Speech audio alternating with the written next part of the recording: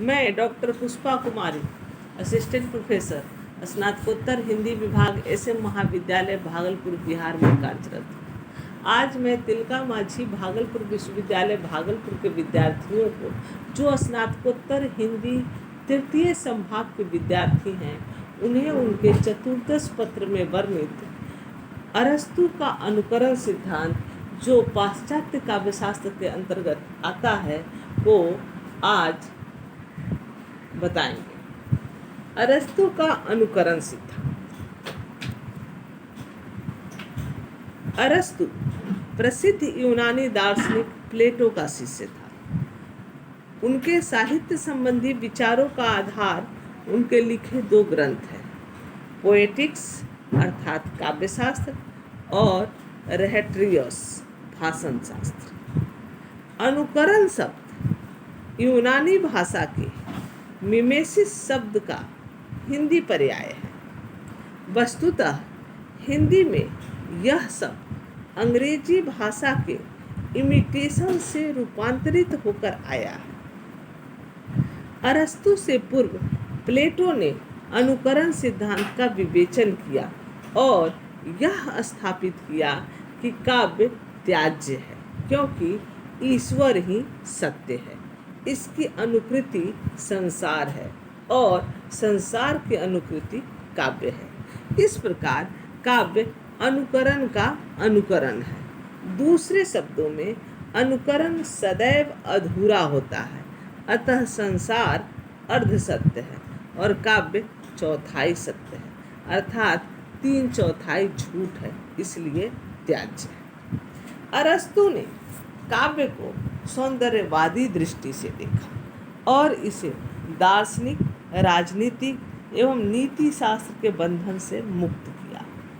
उनके शब्दों में art is the imitation of nature, अर्थात कला प्रकृति की अनुकृति है। प्रकृति से उनका अभिप्राय जगत के बाह्य गोचर रूप के साथ साथ उसके आंतरिक रूप काम, क्रोध आदि मनोविकार आदि से भी है।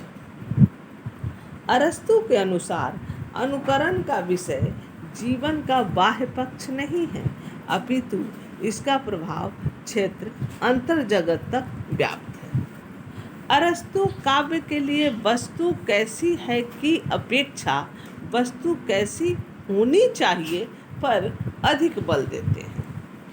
अरस्तु के अनुकरण सिद्धांत के महत्वपूर्ण बिंदु: पहला, कविता जगत की अनुकृति है तथा अनुकरण मनुष्य की मूल प्रवृत्ति है। दूसरा, अनुकरण से हमें शिक्षा मिलती है।